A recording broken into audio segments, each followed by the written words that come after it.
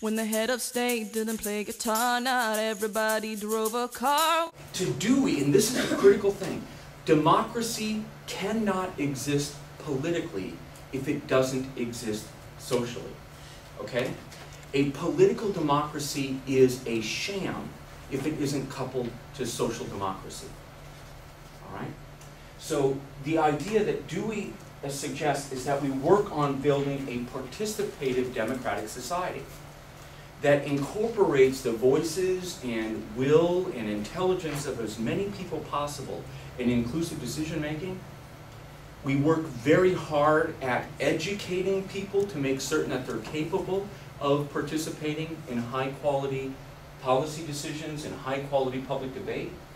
But we really work very hard at building participation of everyone into the system and trying to use the resources of the society to make it as self-governing as possible, to make as many people as possible personally self-governing, and to make the society itself capable of self-governance.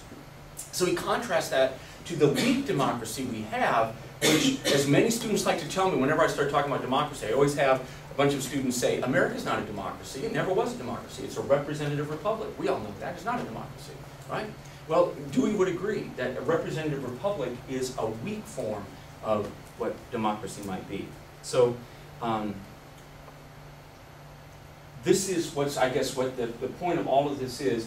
You know, Jefferson argued that in order for people to participate, you have to have the basis of participation. We've already talked about the idea of economic independence or economic autonomy. To Jefferson, you couldn't possibly be politically autonomous, be a participant in democracy if you're dependent on somebody else for your livelihood.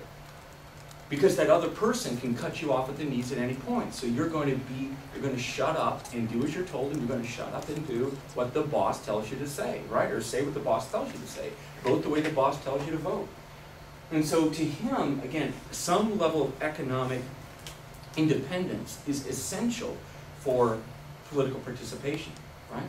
So without it, you can't. So, so to him and to others, that a commitment to democracy, if you're committed to democracy, you have to be committed to building a society that allows people to participate in democracy. So it's a world of relative equality, not powerful people with money and position and connections who have all the power and the vast majority who don't, but instead a world of relative equality where as many people as possible can be educated and participate in the self-management of a society, okay? But there's one thing that I want to focus on that is missing from our system that I think is really important, and it's mandates. So I'm going to spend the next few minutes talking about something called mandates. The main thing I want you to know is that these early modern democratic processes focus on mandates. That was the center of what the whole thing was about. Mandates, mandates, mandates. So we're going to talk about what a mandate is. A mandate is a mandatory instruction from a constituency to its representative. Okay? A mandatory instruction. Some mandates were weak. Many locales had very strong mandates or strict mandates. The strictest mandates, parts of Russia had them that had democratic procedure, which is kind of weird, you don't think of that. France had it, where parts of France did, where if your representative, so you're a body of people, you're a constituency, you come up with instructions for a representative who goes off to a parliament somewhere, if they don't follow your instructions, you kill them when they come back. All right? That's a strict mandate. The representatives must take your instructions forward. They must argue your positions. They must be looking out for your interests. They must do as you instruct them to do, or you kill them upon return. And there are instances where that actually happened. All right?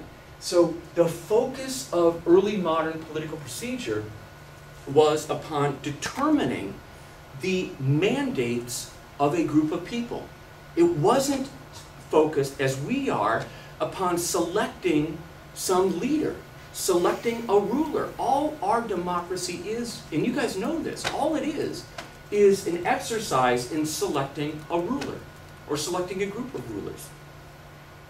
No one our political process does not generate mandates. And I think that's what I really want you to know. We don't do it. So again, the selection of the representative is secondary. And because they can be killed if they don't follow instructions, it doesn't matter.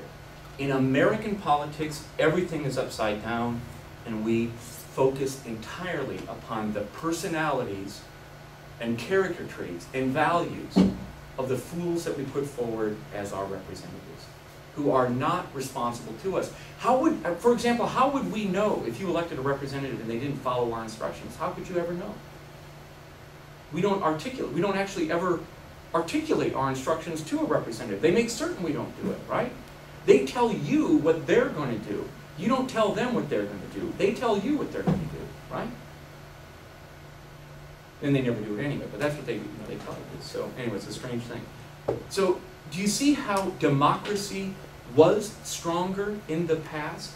Democracy in the sense of a group of people who are self-directed, self-managing, self-controlling, who are expressing a political will and having their voice heard in a political process, and how our system, as great as America is, supposedly, doesn't even try to do what we were already doing 500 years ago.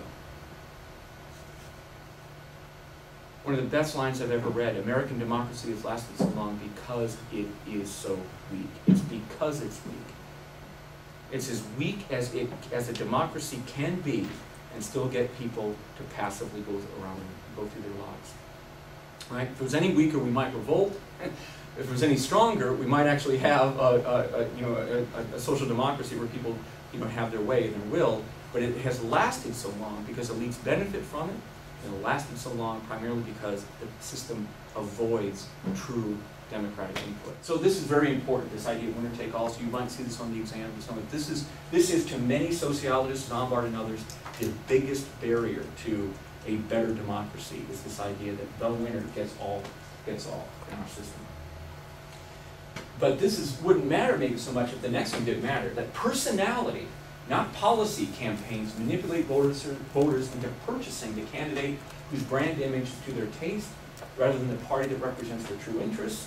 And that wouldn't matter as much if it weren't for the fact that money, advertising, and propaganda overwhelm genuine political discourse, preventing rational decision-making and rule of the people.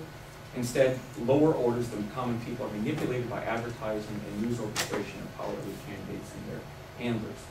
But again, mandates are blocked by all of these things. So, last year there was a massive Supreme Court decision that, about the one that made political speech on the part of corporations protected, so that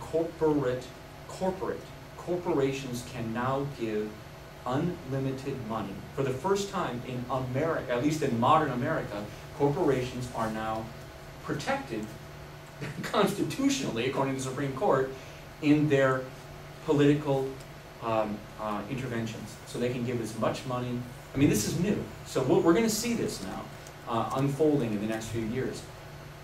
What it will do, as what's already happened, the Democrats and Republicans will come closer and closer together as pro-business, pro-capitalist parties, with just symbolic differences between them to give the appearance that there's actual choice, when the choice will really have already been precluded by the fact that both parties are gathering their finances for campaigns from the same sources.